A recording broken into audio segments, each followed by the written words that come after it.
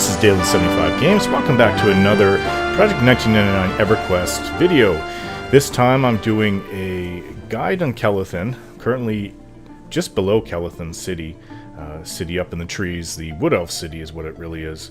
And I'm in Greater Fae, and I'm using Teakin, my half-elf rogue. He's level 27. I haven't touched him, really. I haven't had any time. So one of the reasons that I'm going to be doing guides is because I really have no time. We have a newborn that was just brought home last night, and my son is actually, his tonsils are coming back, they're inflamed again. So I have zero time to be able to put in hours per week. I barely have enough time to do even a few Dragon Age videos per day, if that. I haven't had time in the last few days, actually. So yeah, it's gonna have to be really short for my time that I can put into this game, and this may go on for the next few months at the way things are going in my life at the moment. So this is where new players typically start out. This is the Kelethin starting spot, right next to the Priestess Gourd. I think Funeral March is a brand new player just begun, and that's where all Wood Elves and I think Half Elves as well begin.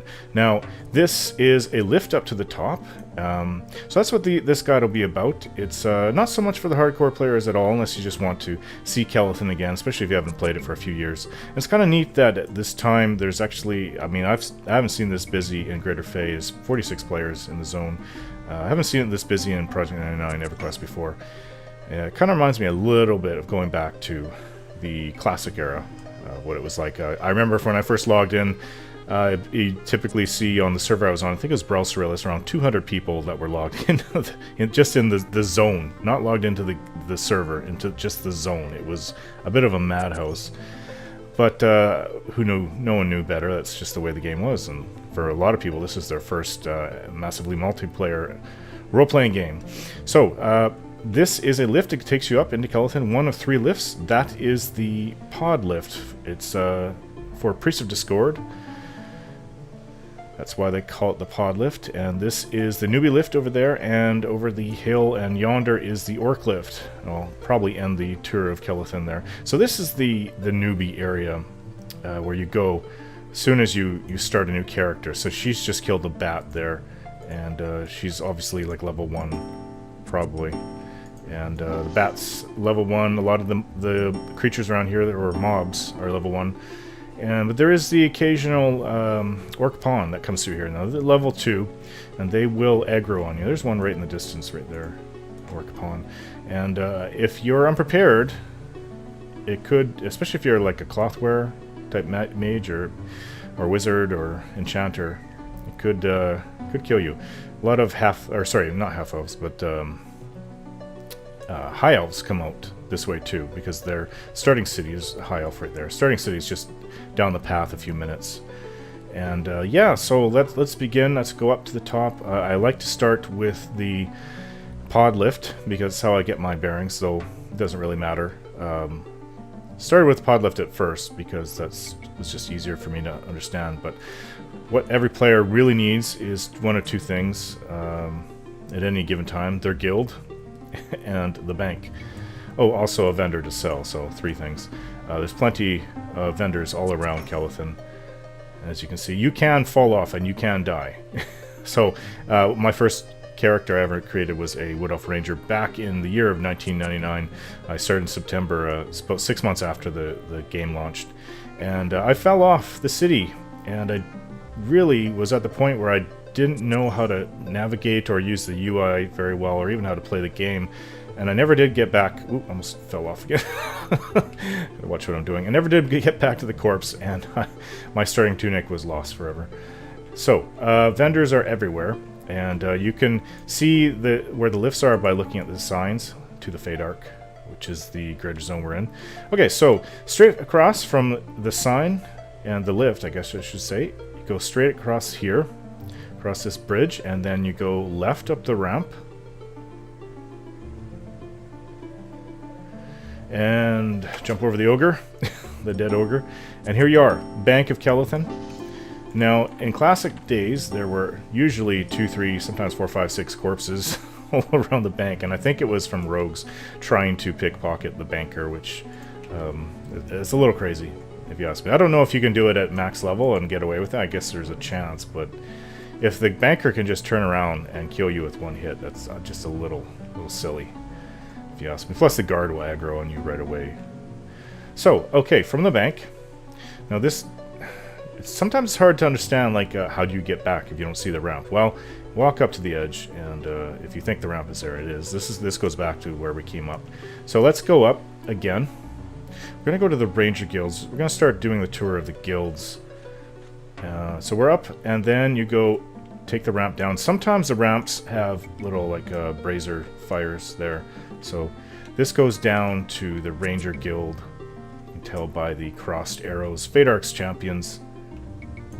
And this, of course, was my first character I ever created, and my first character when I came back to Project 99. Well, not came back to EverQuest through Project 1999. Yeah, so in every guild, there's a few quests to be had. I think in the Ranger Guild, there's actually 3. Sorry, merchants typically don't give you quests, but she does not either. So hail them and see what they have to say. Yeah, that's what's going on. Maybe none of them give quests. Ransom Fire, I know you give a quest. Okay. Pixie Trickster. So, yeah, with Ransom Fire, she will give you a quest to... I think she gives you a bag, and you have to collect a bunch of pixie dust. And I love doing that. That's actually not by Kelethin. You have to go over by the High Elf City. And there's an area, a newbie area out there, that you'll find lots of Pixie Tricksters. And Mason True Shot, of course, gives you the, for me anyways, the famous Ranger True Shot longbow quest. And even when I came back, it took me a while to do it. I made 3 of them. Never got to make one back in Classic, unfortunately. But I feel vindicated that I was able to come back and get my fletching up. I think it's 160 something, maybe 168. And I was able to make 3 of the True Shot longbows through that. Blue Meanies, so he's referring to, I think he wants the axes from the Orc Pawns, and you need to find 2 of those axes that they have, and they're quite rare, so I think I didn't even see one until I killed about 30-40 of them. So, okay, so there's 3 quests in here, all in this room actually, and I never figured out who Grin is, but this is also the spot where I learned to take the A key command off, because if you're not in chat and you hit A was auto attack, you die. And actually that did happen to me again when I came back to Project 99, even though I had made a mental note beforehand to not attack the NPCs. Okay, so from the Ranger Guild, you take the way down, and the way down is here, so there's nothing to show you that there's a way down, but you just have to walk up to the edge and look for it, I guess. And here's the Soldiers of Tuner, the Druid Guild. Never played a Druid before, but I do know that there is a quest here, not with the Merchant. I think it's Heartwood Master. Yeah. What does he want? Simple errands. Say errands. Okay, so this guy, he wants you to bring him Rusty Short Sword, Long Sword, Broadsword, and Bastard Sword. He'll destroy them and reward you with your faith. I'm not sure, but I think he gives you a Scimitar, the only sharp, like the edged weapon, the only edged weapon that a Druid can use. I believe. Okay, so we're going to go back up to where the Ranger Guild is, and back to where the bank is. And I think next is the Warrior Guild, where we're going to go back up, and then we go down, and the bank is down. Oh, yeah, just kind of go up the edge and look over, like, yeah, because I don't think I've ever fallen from that. I just fell from just being a noob. So, back to the pod lift is right in this platform to Fadark. Okay, so, north of there is where the Warrior Guild is. And, by the way, this right here is where I go for a lot of fletching. That's probably one of the better spots. You cannot make bows through there, but you can make a lot of arrows. Now, it can take your fletching skill up quite good. Now, Emerald Warriors is, of course, the Warrior Guild. They've got a merchant in there, and there's 2 NPCs, both of which give quests. This guy, Regren, I also save up stuff drops from animals. He wants 4 items. He wants a ruined wolf pet, some bat fur, some bone chips, and a spiderling eye. And I think he just gives you like a rusty sword and a couple gold. And you sell the rusty weapon, whatever it is, for a few gold more. Now, Gallon Woodwind, I've never completed this quest, to my knowledge, that I can remember. Okay, so what he wants is hunt for meat. Okay, so what it is he wants you to go out to get shark meat for him. Now, every time I try to do that, I'm either too low and I die, or I'm too high and I just don't care about the quest anymore. So that's no good. But while we're here, let's go. It's not a guild, but is the 3rd lift we're coming up to, and lift everyone needs to know, because you don't really need to know the newbie lift, but I would recommend learning how to get to the pod lift. So it's just at the warrior guild. Follow along this this bridge to this platform, then this bridge, and then this bridge, and to the Fade Arc. Now down here this is called the Orc Lift, and down here is easy access to the orcs. To follow the path, and it'll take you to some orc huts, and Crushed Bone is also back there, and there's wandering orcs all over the place. So I thought it was pretty cool, a lot of fun when I first started the game, that there's wandering orcs. You have to always watch your back, and not knowing exactly how to play the game, it was pretty neat. It's one of those things that always kept me coming back. I'm not sure if the spawn rates are exactly the same as they were in Classic. I just remember there being tons of orcs out there, enough for anybody, because the spawn rates would increase when you kill them, so there's always enough orcs. But now when I go out there, it's like a group camping the hill, orc hill, and then there's really hardly any orcs for anybody else. Not too many. So let's go over. We're back by the pod lift. Let's go over to the Bard Guild, which is southeast, and here's the Bard Guild. Now there really isn't much in here. I think that there's a bard quest, just basically 4 bards, and maybe not through him. Okay, so this woman, Cilia Windlehands, wants some spiderling silk, and I'm not sure what she gives you. She might give you like a lute or some kind of drum set, I'm not sure. But Idia is the one that gives you the mail quests, and I always like to do that when I first start too. You can get up to a plat per quest, and from here I think they just want to go to Felwith, the High Elf city. It's pretty quick, I think. Let's see, where does she want you to go? Let's see, I am interested in mail. Okay, so she wants you to go to Freeport. Yeah, the long one, which I've only done a few times. So I think the one from Felwith, which is pretty close, the closest city to Kelethin, they want you to take the mail to right here. So, okay, so going south. It actually said going east. Okay, so we're going east from there. The newbie lift is just down there. We're going to go to the last guild in Kelethin. And it's also one of the most hidden guilds. It's not exactly hidden, but the most out-of-the-way guild. And I had no idea when I started where to go. I had to look it up. So basically I just know keep going east as far as you can go. East, south, east, whatever it is. Just keep going. And once you come to the dead end, you should be at the Rogues Guild. Now, is it right around here that you can build bows? Yeah, this is where you have to go to construct bows if you're into fletching with merchant Silness. So let's go across the bridge to the last platform. And it's called Scouts of Tunair. Now, not many people here. It's pretty barren. Let's see. What does he want? Let's see. I dare. Okay, so he wants you to bring 2 gold and 2 rusty daggers, and he'll make it worth your while. I forget what he gives you. I don't think there's anybody even in here.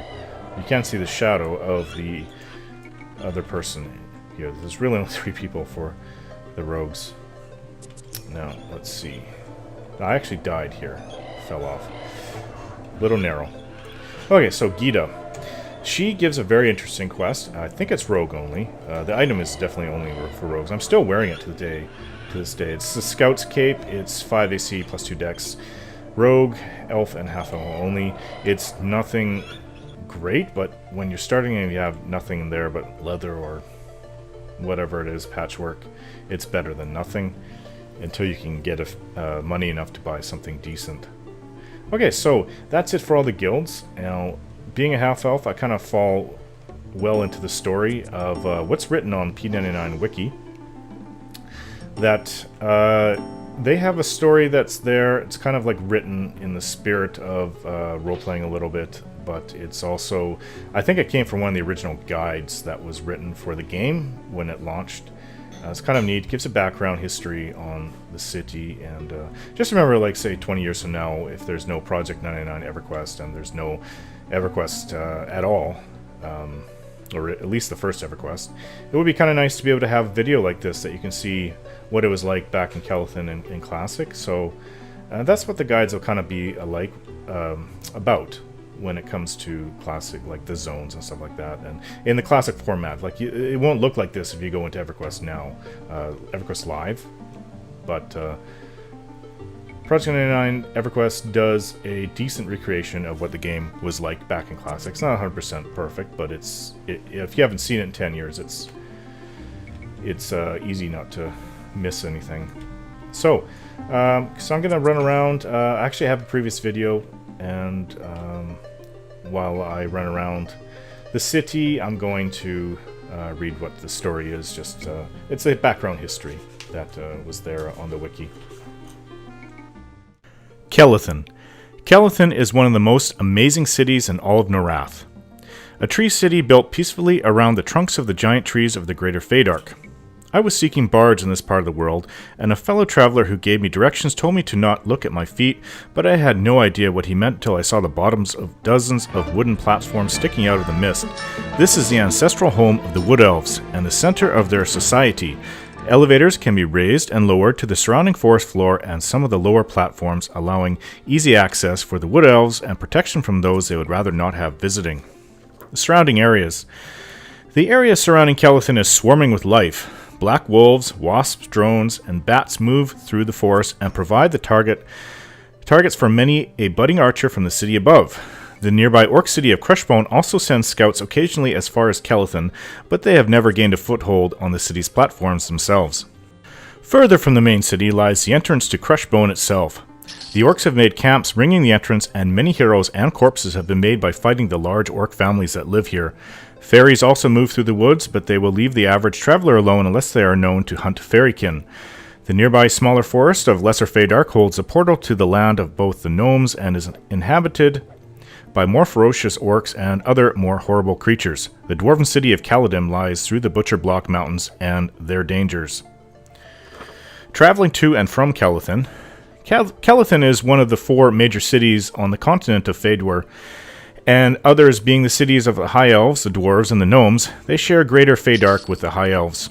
Although the High Elf city of Felwith is almost exactly the opposite of Kelethin, being a grand and opulent city on the outside, and simple and beautiful on the inside. The Gnome city of Akanon and the Dwarven city of Kelethin are both a short distance away, the first through the sparsely populated forest of Lesser Fadark, and the second through the stretches of the Butcher Block Mountains. As far as traveling abroad, Kelethin is about as far from a port as you can be on this island, and the trip from Kelethin's port to the human city of Freeport is a long and boring one. There is a set of magical gates near the pass to Lesser Fadark that powerful mages are rumored to be able to travel with, but they have been inactive for quite some time. History. The Kotadal generally like to think they are the closest to the ancestors of the ancient Tunaria, but the Fyrdahl know better. When the elves arrived in Faedwar, they saw the marvelous unspoiled woodlands, fey-touched and lovely. Some of them saw a chance for a fresh start, away from the mistakes of the past. Some, however, were too rooted in the past to see this great opportunity and set about building walls and buildings with canals, trying to force a portion of the Fadark into the memory of the Takish His. The Fyrdahl, Wild Elves, as they would come to be called, saw this for the folly it was. When they looked at the Fadark, they all agreed it was much like Takish His, only much wilder, and they did not see this as a bad thing. They tried to convince their countrymen to abandon their city, but they were unable to convince them. In the end, they left Citadel to their marble hill halls and struck out into the wilderness. Between where Kelethin and Crushbone stand today, the Wood Elves set about their first attempt at a woodland home, Shadowwood Keep. There stands, to this day, a massive broadwood tree. The elves spent decades coaxing the trees around it to grow horizontally to furnish a flat surface on which to build. They then laid crossbeams over the trunks and mats on top, and hung mats from the surrounding upright trees. Leaves served as the roof. For many years, the Fyrdahl dwelled there very happily. The orcs and elves have been at odds since the elves arrived. When they started building Crushbone as their own city so near the Wood Elven settlement, the Fyrdahl were furious and began preparing for war. Unfortunately, the orcs attacked first. The orcs massacred the unprepared elves and set fire to the keep, burning it and everything in it. Only a handful of the Wood Elves escaped. Today, no one knows precisely where to find the ruins of the keep. Those few who claim to have seen it speak of a burned-out shell haunted by decaying skeletons, the remains of the inhabitants whose hatred of the orcs keeps them from true rest.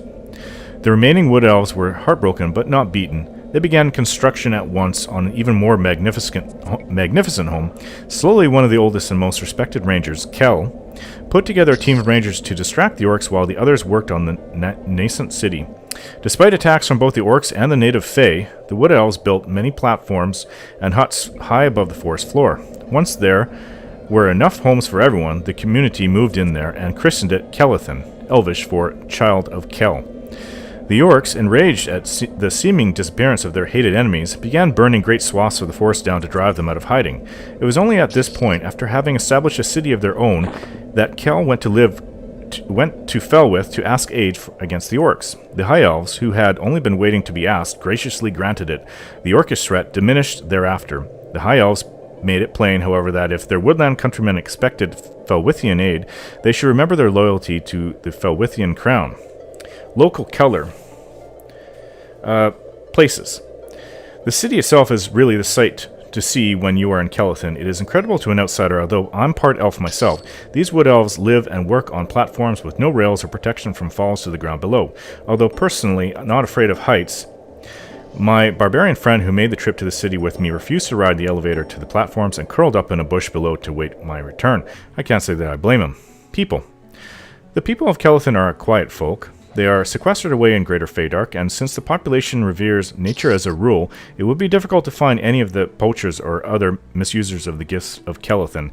It pains my human half to say it, but I feel that elves are one of the truly beautiful races in Norath, and this peaceful city is a faint reflection of an inner peace and harmony that we all could learn from. So I'm going to be making more videos like this in the future of certain zones around the game. Probably starting cities, because that's what a lot of people really remember. Now, it gives a lot of flavor to the game, and I think most people would rather have their own cultural/racial starting cities than just have everybody lumped together like current EverQuest Live, or what they had planned to do with EverQuest Next was similar. I'm not sure if they're going to change that or not. I really think that they should. They may split up the races somehow in EverQuest Next, because there was huge feedback that everyone wanted racial and cultural starting cities, and I completely agree. I just wish that in classic EverQuest that they took it further, that there was more to do back in your starting city, like more quests, more involvement, make you feel like you're really part of your cultural group, and but it's just basically it's like for the first dozen levels with any starting city that you hang around the newbie area and then you're gone, and then it's just, oh, I come back to visit on my way to max level, and that's about it. I mean, of course there is some returning here, because I think that there's some NPCs for some epic quests that you need to go contact somehow, but other than that it's like leaving home, and then there's really nothing much to do once you do come back here. It's like, well, I'm too big for anything here, and there's nothing to do. So unfortunately that's just the way EverQuest was designed. But yeah, hopefully that'll change with EverQuest Next. So I'm going to end the video here, guys. Thanks for watching, and don't forget to subscribe.